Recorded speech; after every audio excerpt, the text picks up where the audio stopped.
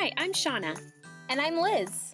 Welcome to Getting Bookish, a weekly podcast where we will talk about different book-related topics, let you know what we're reading, and even answer Q&As from you. Be sure to visit our website, gettingbookish.com, and check us out on Facebook and Instagram at Getting Bookish. If you enjoy our podcast, we'd love for you to subscribe and leave us a rating and review, which helps us to be seen by other book lovers. With all that said, we hope you'll enjoy Getting Bookish with us. Enjoy the podcast.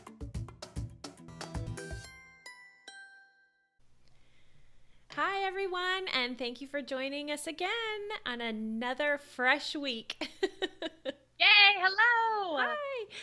So this week, I have been, well, more than just this week, probably the past couple months, I've been perusing Bookstagram, which is the fancy way of saying looking at book posts on Instagram. Yeah. And seeing how people organize their books and different ways that they, I don't know, their reading processes, their just whatever they're doing in their lives to be organized in bookish ways. And some people decorate... some people decorate their shelves rainbow colors by their books or alphabetically. And as I was seeing all these beautiful ways to kind of store the books, I'm looking around my house thinking I should probably do something like that because mine is probably nothing I would ever want to post on Instagram right now. My way of how I organize my books, or I guess it's how the way I disorganize my books more is closer to the truth. So do you have ways that you organize the books that you own? Okay, well, so I was also very inspired by rainbow bookshelves. It's beautiful. It is. And I just feel like this is what I want my bookshelves to look like. And so this last summer, I did a remodel project. And when I was done, I was getting to put bookshelves together in a new space, and I was really excited. And so I was like, I'm doing rainbow shelves. Like, I'm just going for it. And it was a disaster. Not because it's not gorgeous. It's absolutely gorgeous. But it is impossible to find a book you're looking for. Yes.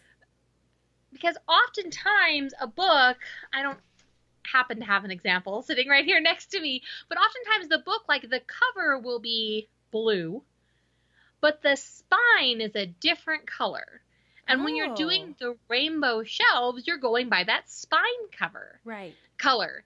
And no, it was such a mess. So for like 6 or 7 months, I was really dedicated. I was like, I'm going to make rainbow shelves work because they look beautiful. They do. And then the shelves themselves were just a total disaster because I would get like another red book, but it wouldn't fit where I needed it to fit. So then I was just shelving it like on top of the books already on the shelf. Oh, and that doesn't look good. No, it doesn't. It was just a mess. And so they were a mess. Now, when you tried to do this, did you take the covers off? Because most people that I see take the covers off. Oh, like the jacket cover? Yeah. No, because most of my books are just, they're black. Well, that's what I was going to say. All the ones that I've seen have the covers off. And I'm like, where are you finding these beautiful turquoise and fuchsia books? Because all of mine are brown or gray. It would be a very sad rainbow. Yeah. It's the rainbow of depression. Yeah. No. I don't know. Like so many people have these gorgeous white books. Like I don't have a white book. They're like the jacket cover that's all white. And I'm like, where do you get those? I've never even seen those. And I work at a bookstore, and I don't know. I don't know how people get such gorgeous books for their shelves to create those beautiful, and they are beautiful when they put them together. We should create an Etsy shop where we make dust jackets, and you could put them on your books. And by we, you mean you, right? Like most girls might dress up dolls and we could dress up books. I love this. This is fabulous. If everyone wants to see Shawna do this, give a like on this video. Hang on 1 second, Liz, because hello. This little guy has what's up? I just wanted to give a kiss and a hug before you went to sleep. Oh, come here. I love you. Love you. So the reality is when I finally gave up on my dream of having rainbow coordinated bookshelves, that I took all of my fiction books and I organized them in 2 separate ways. I have a section of not yet read books, so my unread shelves, and then I have my read shelves. And I've organized both of those sections just by author's last name. Okay, so just very basic, boring, very but easy. practical, I think. Yeah. So Yeah. how do you have yours? How do I have mine? There is an answer that I would love to give, and then there's truth. Okay. So I have a basket that I keep my library books, but that basket is empty because I never keep the library books in there. It's a perfect place for it. Plants. Right. So I have a shelving unit that has doors and glass on the front, and most of the library books are just kind of shoved in there helter-skelter. And they're on their sides, but they are kind of all in the same place. So I do keep them, at least the ones for me. Now, the kids' library books are all over the place. And the day I get that email that says they're due tomorrow, I'm like, okay, I need Amelia Bedelia. I need Tornadoes of 1920s. I need the Bug Book. Go find them now. And so then it's treasure hunt. It's exactly. And they seem to always find them, so that's fine.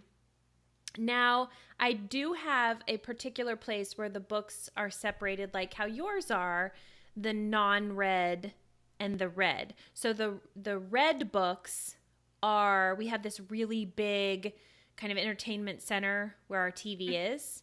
And when the books are read and I've loved them and I've really enjoyed them, they go on the entertainment center. So that if anybody's here and it kind of catches their eye, they're like, oh, what is this? And then I can gush all over it. Right. Also on the entertainment center in sections, we have memoirs and kind of autobiography type books in one section.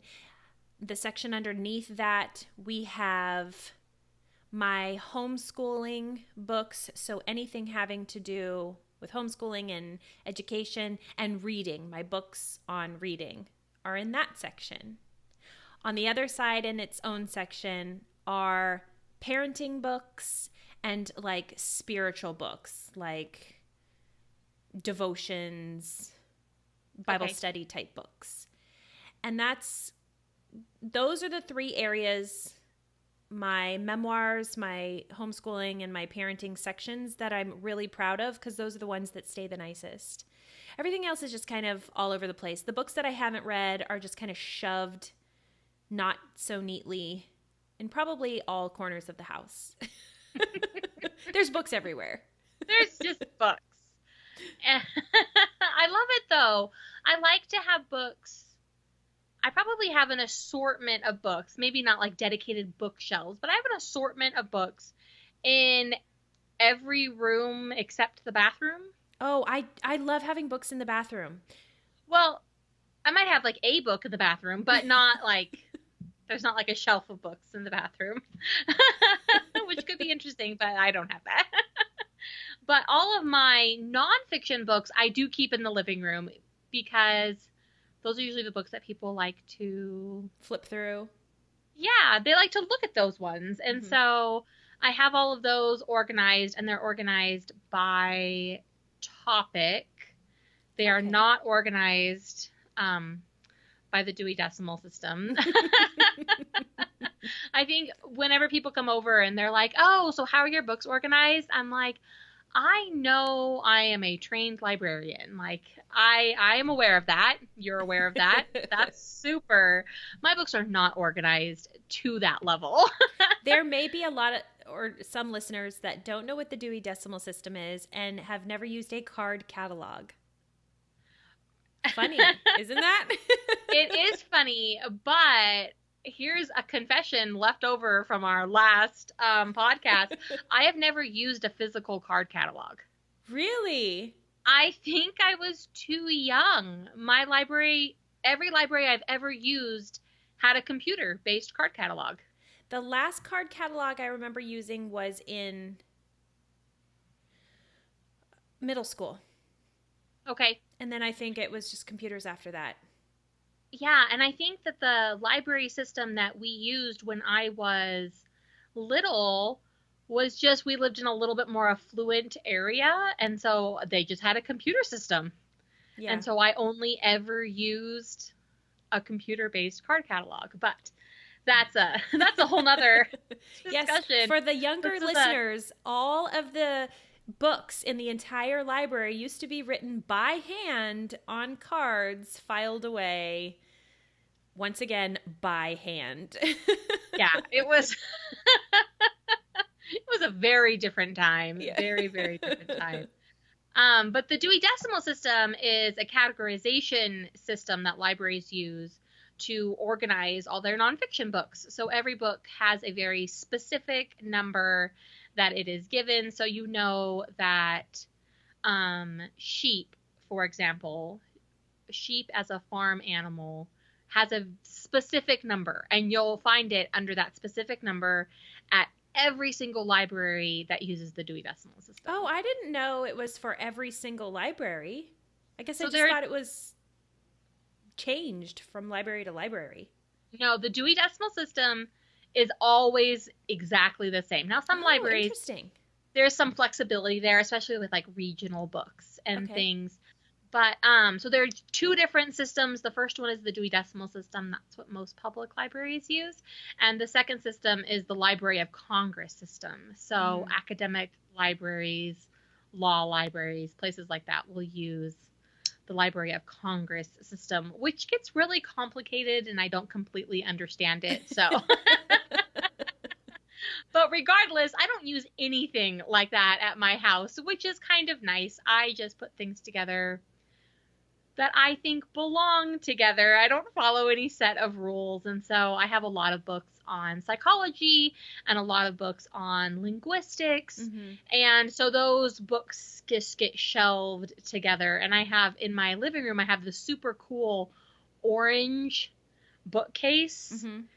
And this is the only place where the sort of rainbow books still resides, is I have one shelf on that bookcase that has all of my orange books are on one shelf because it just coordinates with the bookcase. That's fun. Yeah. But again, they're all nonfiction. So they're not books that I'm necessarily searching for. With fiction, it's hard to shelve them in a different way. But It is. And going back to having books in the bathroom, the only reason I do is because I listen to Sarah Mackenzie's podcast, The Read Aloud Revival, and I've read her book, The Read Aloud Family. And one of her things was to read more, you need to be around books more. So she said, have books in every room of your house. And you'll be surprised at when you pick up that book. Because books in the bathroom, so we bought it was like an old magazine holder, I guess, and you put it up against the wall so you put magazines in. But I put, like when you go to Chick-fil-A, sometimes in the kids' meals, you'll get books on animals or the ocean or something like that. And I love that. Isn't that 1,000 times better than like Yes. some weird little toy? Plastic toy, yeah. So I'll put those books in that magazine holder. And randomly, my children will tell me a fact about an octopus. And I know that they were reading in the bathroom. And I'm like, hey. How perfect is that? Yes. And when I'm helping them brush their teeth, or if I have to be in there to help them for some reason, I'm like, oh, there's a book about lions. Let me just look through it. And if books are there, you'll pick it up. It's kind of like snacks. You don't want to keep them around because you'll mindlessly eat them. Just keep the books around. You especially don't want them in the bathroom. Right, that's a little much. But I even keep a book in the laundry room.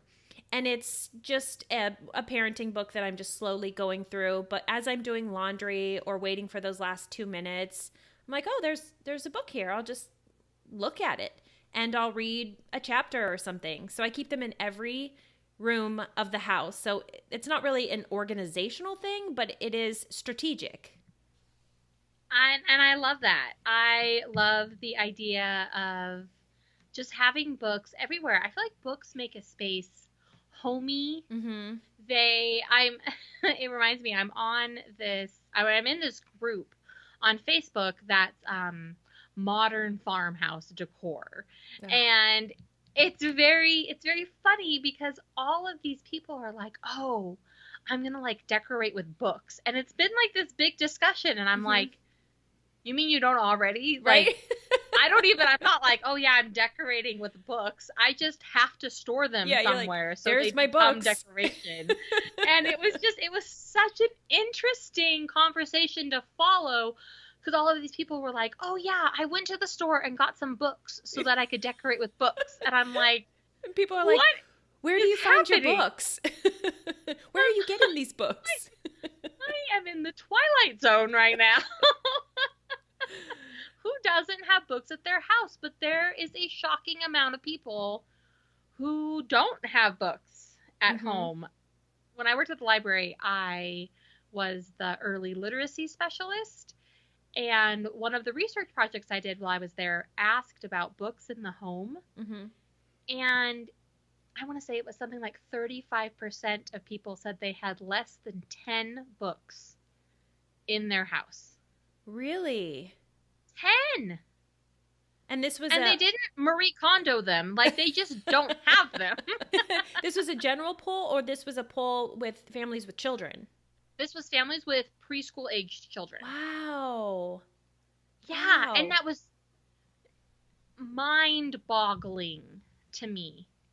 How you have, I probably have 10 books that I've just collected for weird reasons. Like it's right. A book about using my Instant Pot. I don't know. Like there, I think 2 cookbooks came in the Instant Pot box.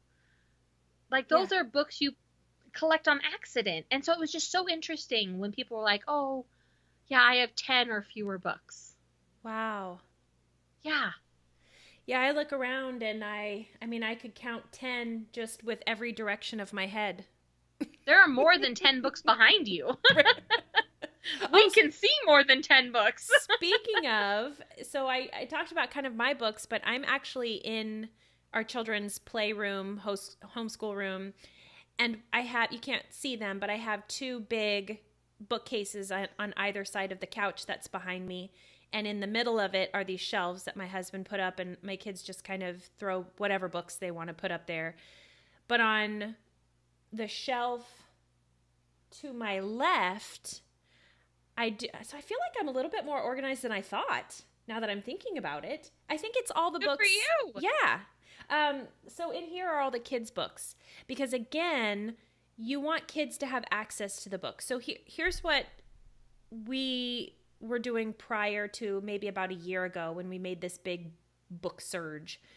We had all of these books for the kids that we kept out of their reach because we didn't want them to ruin them or rip them.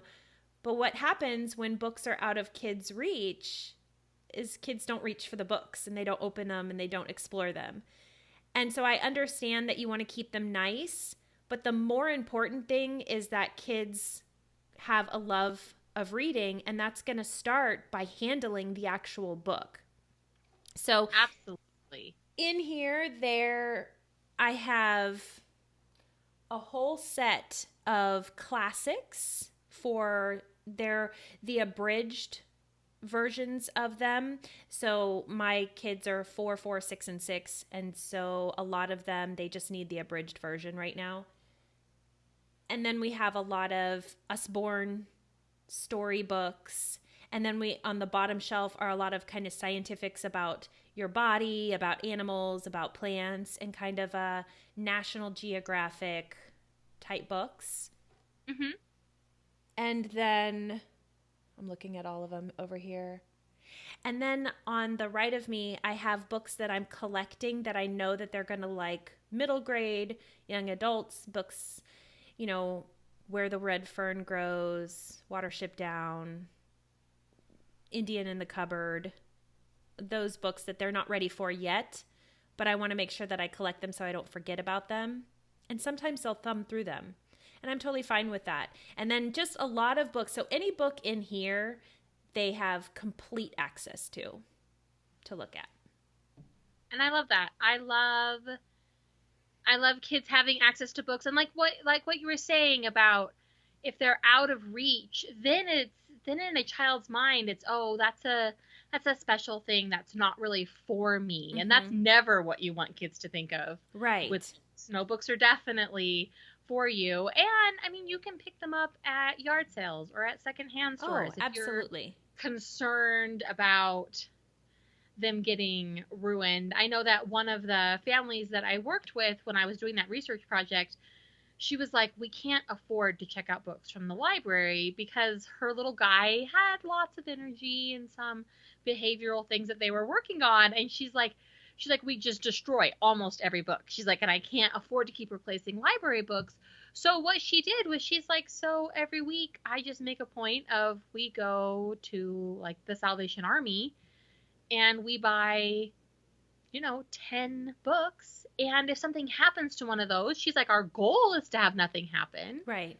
But if something happens, it's not a huge I only deal. spent 50 cents. Like it's right. Okay. No, that's great. And we have upstairs, we have all of the picture books. So we have a slew of picture books. And I made like this little reading nook upstairs.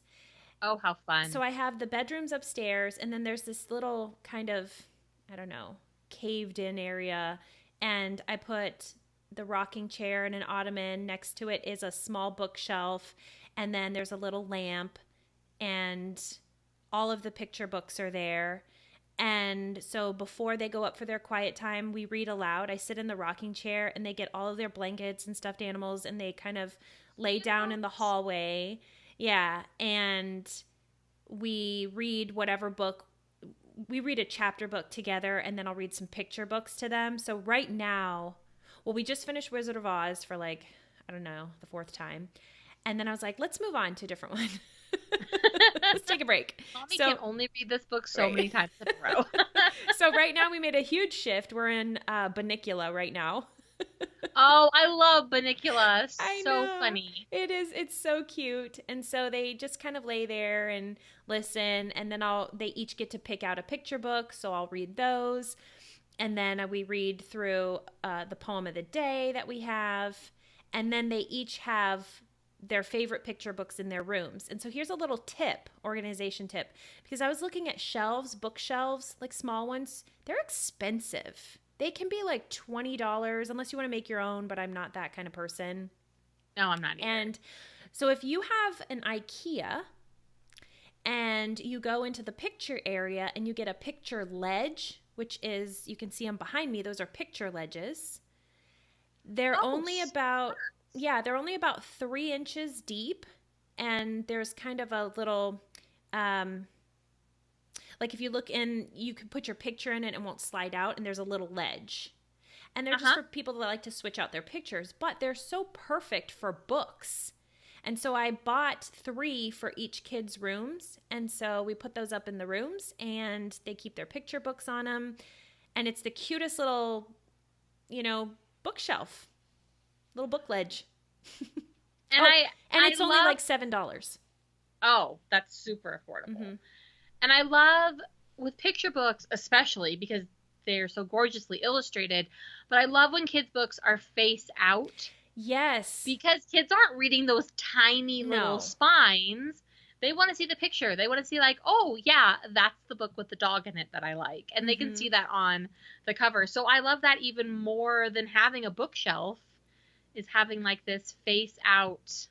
And it's really way easy to display for them to put them away themselves, because it's harder for a child who is learning how to clean their room and it's really fine motor skills to put books like that. But kids can take both hands and put a book face out onto a picture ledge, and they feel accomplished picking up all their books. Yay! So that's my little tip for kids' books. I love it. Well, the last place I have books in my house is here in this room. And you guys can see behind me is my bookshelf. And I've already talked about, I have all my nonfiction in the living room and my fiction is in my bedroom. But behind me is kind of a celebration of nerdiness, and it's only Harry Potter books. That's the only kind of books that are on the shelf behind me. So my full series is back here. My illustrated copies are back here. And then all of the kind of nerdy supplemental books that I have to go along with Harry Potter are behind me. And I'll have to take a picture. For those of you who are listening and you're not hanging out with us here on YouTube, you can't see, so I'll have to take a picture and post it in our Facebook or our Instagram stories. What has stories? I don't know. The bookshelves have stories. On our Instagram, I will post a picture of the full shelf behind me because there's lots of fun nerdy stuff back there. But this is like the last place where I have a lot of books, versus like in the kitchen, I have like kind of an assortment of cookbooks, and I have some collectible books in the dining room and one of my bookcases that are in there. So there are books in other places, but these are my nerdy books in here, which I enjoy a lot. They're just so fun. So yeah, so this is the only things that don't fall into my two more organized categories, so to speak. I like the collector's books. I'm like eyeing that one with the gold. Harry Potter, what is that? History of Magic? Oh, this one? Yes. Isn't that fun? That is one that the British Museum did. They had a Harry Potter tribute kind of, and they had this display of things from the movies and, you know, some like handwritten things that J.K. Rowling had done. And so they had like this whole big museum display, but then they put that whole book together. Yeah, that looks beautiful. So, yeah, it's a fun one. That's the fun thing about a fandom that's as deep as Harry Potter is that there's just so much. Yes. And you can never collect it all, even though I would very much like to. I could just completely fill this whole room. I'm surprised you don't have a sorting hat back there.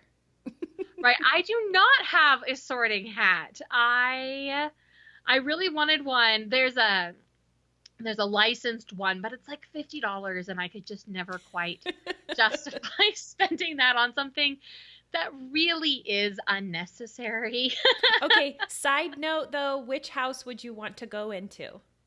I know what house I would be in because I took the Pottermore quiz. Oh.